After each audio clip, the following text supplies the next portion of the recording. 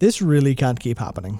It's not horrible, but it is emblematic of the experience of actually being a customer sometimes outright sucks, and it seems to be no one's particularly interested in doing anything about it. We've talked about some broken launches before on this channel because that happens all the time, but in these two cases there's definitely a lot more going on behind the scenes than meets the eye, and I think you should be aware of it in both cases.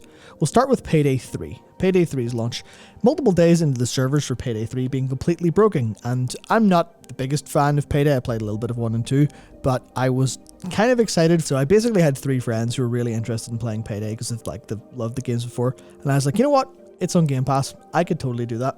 And then I thought, no, I don't trust this. I'm not going to download this game and, you know, fill a portion of my hard drive, maybe have to go delete something else that I wanted to play, because I know it's not going to work. And lo and behold, I was actually completely right, because those 3 sat on Discord, they later got a 4th in, and they all just sat there being angry for the whole night, more or less, because it just didn't work. And this is frustrating because Starbreeze are reporting massive player numbers while their game's at the top of Steam.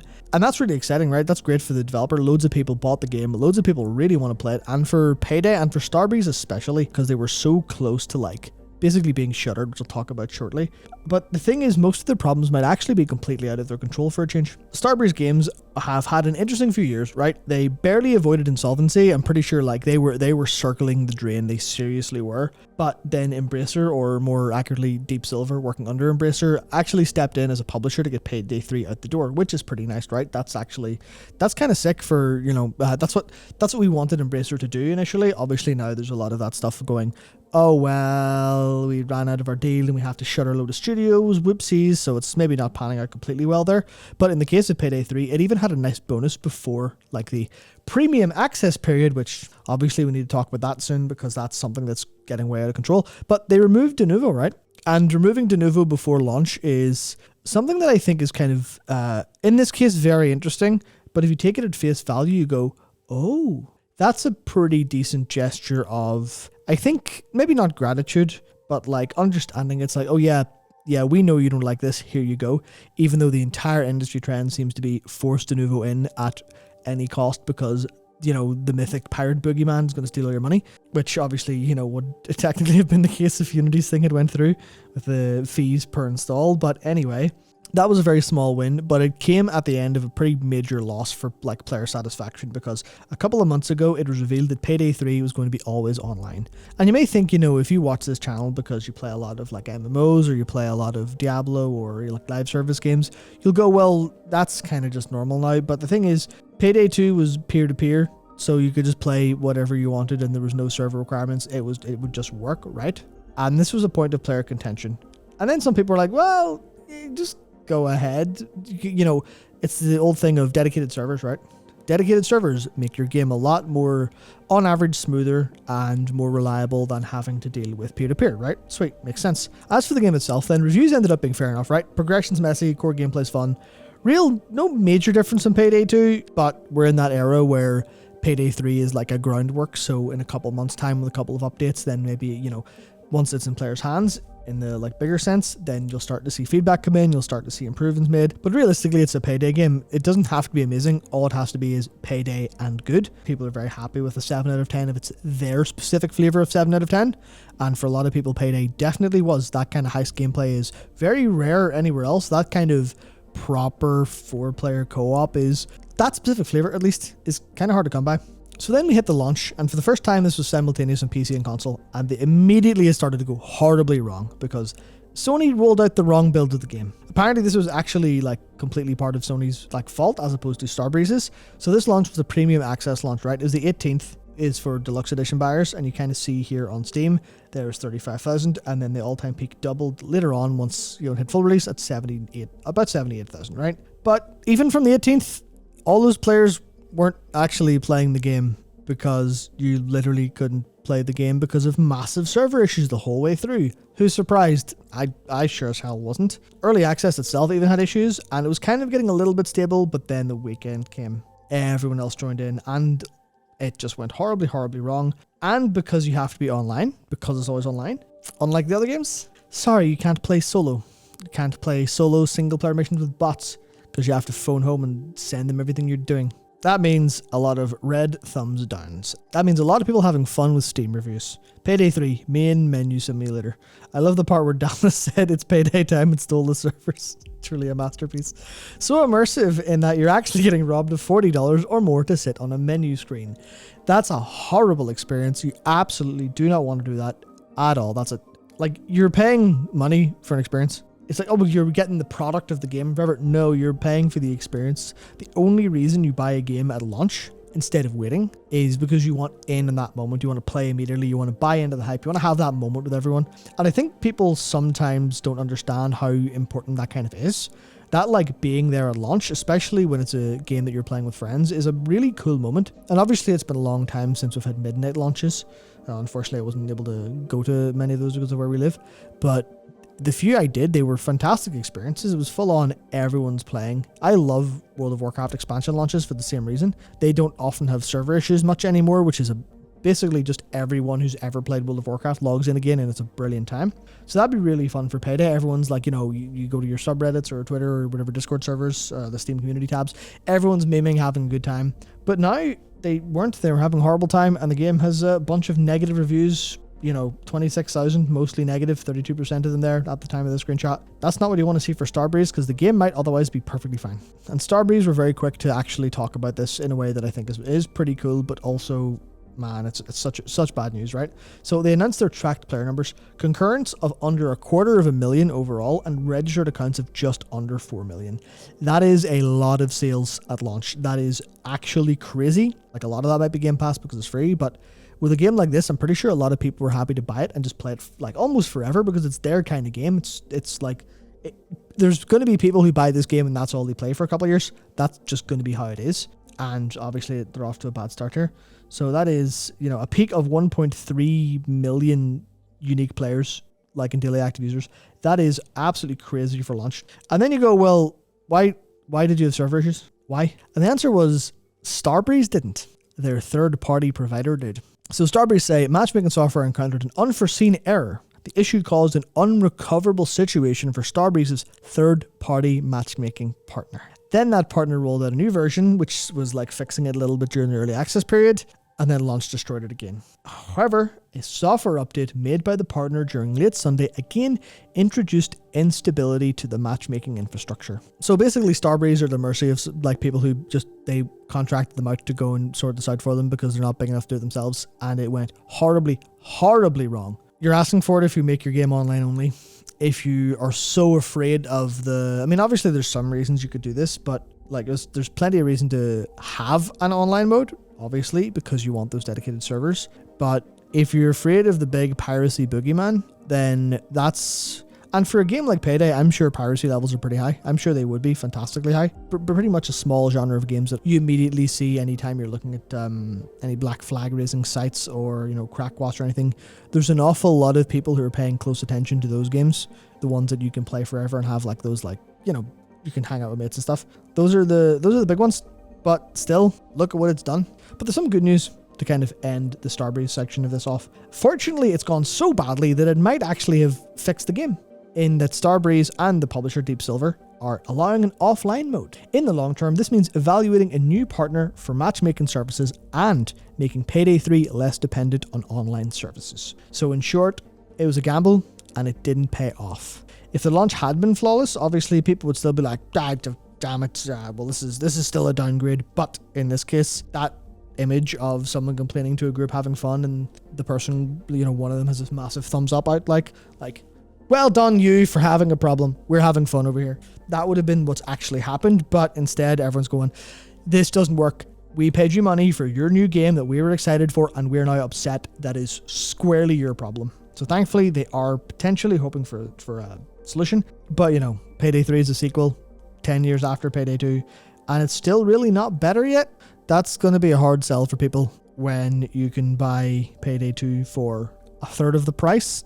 And it's pretty much just as good and also has 10 years of content plus mods, which does really bring you into the pretty big question of what's the point? Are live service games being live servicey forever going to end up in a world where, how do I put this correctly? games are done. Obviously, you can always think of, well, maybe down the line has been developed better, but it's almost what happened with Destiny 2 launching over Destiny 1. You go, Destiny 1 was pretty good at the end. Did we need a Destiny 2? Same with, Destiny 2 entering its final era. You go, well, I really hope what's coming next is actually better. Because if it's not better, then why are you forcing us onto this new platform? That even happens in software, right? You're looking to, and this is a personal gripe, you're looking at Windows 11. I'm like, I upgraded to Windows 11, and I goddamn regret it nearly every other day. I don't regret it enough to bother going back quite yet, but I almost did it last weekend. And it's just, why is the new thing worse? Why can't I just be on the old thing forever? And I think that's a lot what's happening here, because Payday 2 is sitting at the number 19 slot for most played on Steam. Payday 3 is at 38. Payday 3 is, it's number 60 in the top sellers, which is fine. This is an interesting problem Starbreeze have found themselves in. And it is unfortunate that most of it is the botched launches kind of caused most of the issues. And there's a little bit of a question over how much the third party was their decision versus someone else's. Just because, they've got a new publisher and Deep Silver maybe not having the best reputation right now, especially with the implementation of Denuvo and then the removal. Did someone pay for Denuvo for no reason? What's going on there? Was it maybe Denuvo goes in and you have single player for anti-piracy? Or you go always online instead of Denuvo? Was that a choice that Starbreeze were forced to make by the publisher who were afraid of piracy stuff? This is complete conjecture, of course, but it definitely does make you wonder sometimes. Is this another era of publishers being afraid of piracy and being really, really precious instead of having faith in the experience? Who knows, but it certainly feels that way. Now, the second botched launch of today. Don't you love video games? So, Party Animals, which is by Recreate Games, an indie team based in Shanghai, have had the most wishlisted game on Steam for ages. People have been looking for this for 3 years. It went viral in 2020. It looks excellent. It's a physics-based brawler, and those are always absolutely hilarious to play. People absolutely love that, especially the casual gamers, people doing it for events, streamers and stuff, getting fan games, things like that in it's really strong. And after a lot of playtests, it finally launched comfortably in the top 10 sellers, despite only being $20, which means, Steam's top sellers is based on revenue. So that is a lot of actual sales to put it up there with much higher priced games. The actual player numbers are good too, with an 100k peak, and then there's players on console via Game Pass. And you know where I'm going with this. Mixed, 56% are positive.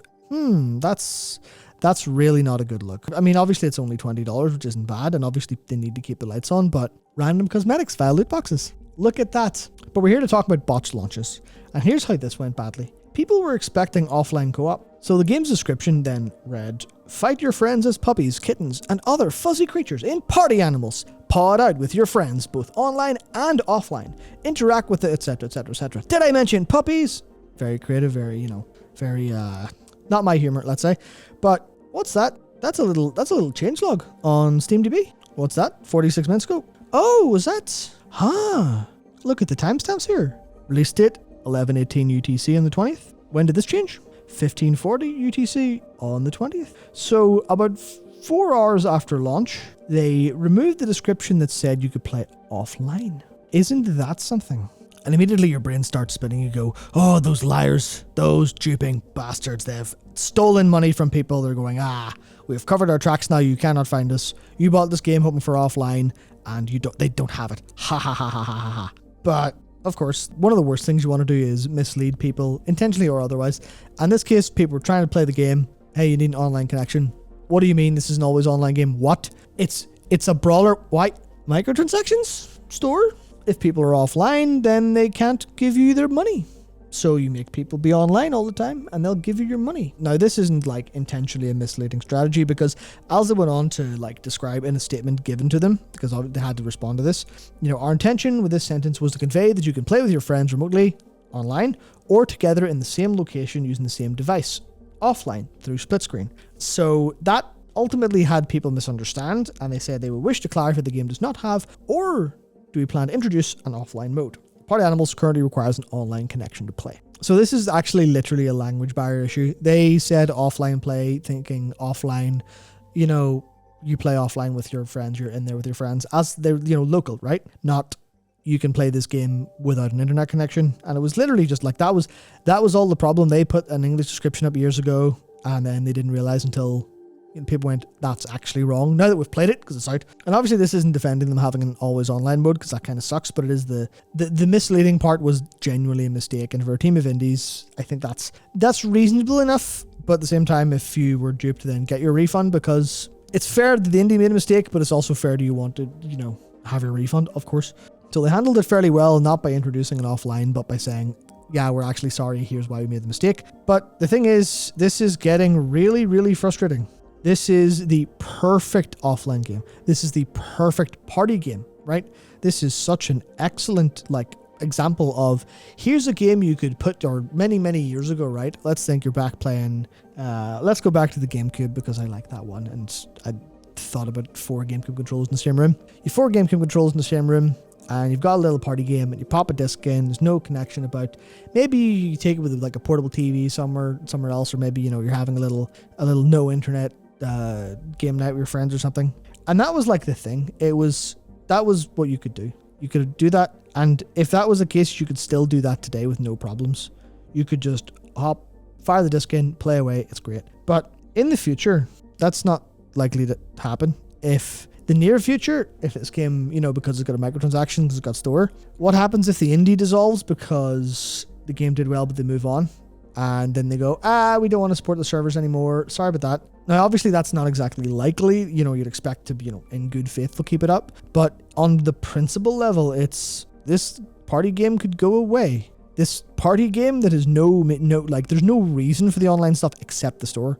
Obviously, you can have offline play as a variant and then hop onto servers to play online with friends. Obviously, that's how that's supposed to work. That's how it's always worked. But in this case, it's just the standards have changed. The standards have changed for the worst, and now this launch is effectively botched because people are going, where's the game I paid for?